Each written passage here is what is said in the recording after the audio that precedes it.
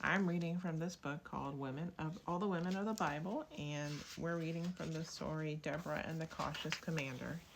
And this is part 2. So in part 1, Simon and Samuel had come before Deborah, it looks like she's the judge, and she judges like all of people's quarrels. And as she just summarized, Samuel stole Simon's goat, and he was about to gamble it away. But the goat somehow knew what was going on and compensated the owner for damaging the cloak because he took a bite out of it and bit the owner and things like that. So now we're just going to get into part 2. And you are here, she went on, in court under false pretenses. You are asking for damages from its true owner for the injuries the goat you stole has done you. There is a lie in there, as well as an intent to defraud, to say nothing of the original theft. You have a case, Simon. I don't want it, he exclaimed. I mean, lady, I've suffered no harm thanks to you. And Samuel didn't really steal the goat. He couldn't. It's his. How? Demanded the judge with a frown. Well, you see, we started the flock together, Samuel and me, Simon explained, when we were youngsters. We felt like everything was both of ours. Then when we married, the wives felt, they wanted, it just seemed easier to say we had split the flock. So that's what we put in the marriage contracts. But really, day by day, they're still all ours, both of ours. So Samuel didn't really steal the goat. After a long moment, Deborah nodded. Then Samuel, she said, I think our business is concluded. And, she went on, her tone stopping Samuel in his tracks, when next you want to please your wife, you might consider giving her what she really wants of you. I think that might be yourself. Notice when she's tired. Show her that you value all she does for you and your children. Give her a hand even. And stay away from the Amalekite, she thundered. And I mean forever. Is that clear? Yes, lady. Oh, yes, Samuel gabbled, white-faced, and fled at her dismissal.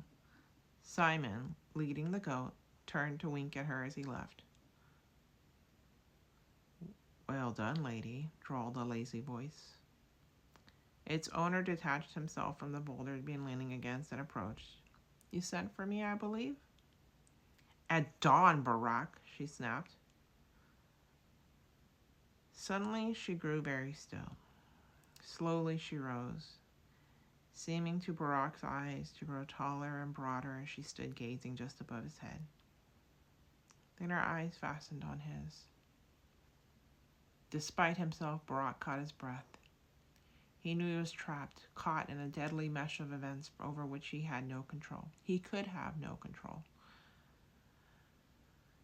The Lord God had fixed on him, and there was no way he could escape this destiny, whatever it was. He felt an unexpected kinship with the luckless Samuel, who had only wanted to please his wife. And now, having lost their coins and his cloak ruined, helplessly faced her rage with whatever disasters that might bring. Involuntarily, he smiled at his image of the hapless goat herder, but his smile died, and he felt his bowels go to water as Deborah began to speak.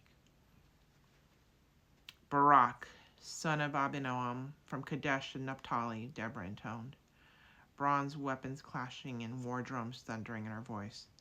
This is the order of the Lord God of Israel to you. March to Mount Tabor and take with you 10,000 men from the sons of Naphtali and the sons of Zebulun. I will entice Sisera, the commander of Jabin's army, to encounter you at the Wadi Kishon with his chariots and troops, and I will put him into your power. Barak was horrified. He knew he was caught between a hostile army outnumbering him and the wrath of the Lord God if he did not give battle. He felt ill. Visions of spectacular failure competed with visions of the Lord God's wrath, and this lady prophet's contempt to make his head spin and his heart pound at triple speed. Having missed 2 breaths, he snatched the third and opened his mouth to protest. From a swiftly growing distance, he heard himself say, "You come with me and I'll do it, but if you won't, neither will I."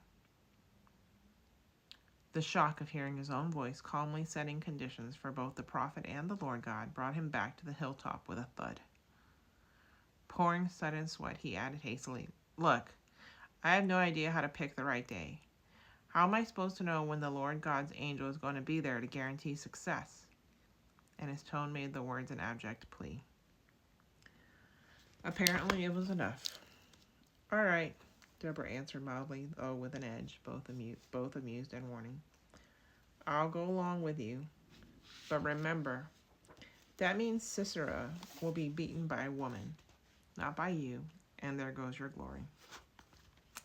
Relief made Barak a bit giddy. "Suits me," he said just under his breath, and turned to go. Deborah extended her hand, and Lapidoth gave her the satchel she had packed after she had sent for Barak. "I'll close the court," he said. "Be well, my love, and be safe." She smiled at him, kissed him, and followed Barak. As the sun rose over the river Kishon, bringing morning upon Sisera and his assembled troops and 900 ironclad chariots, Deborah and Barak waited, ready to put their plan into action.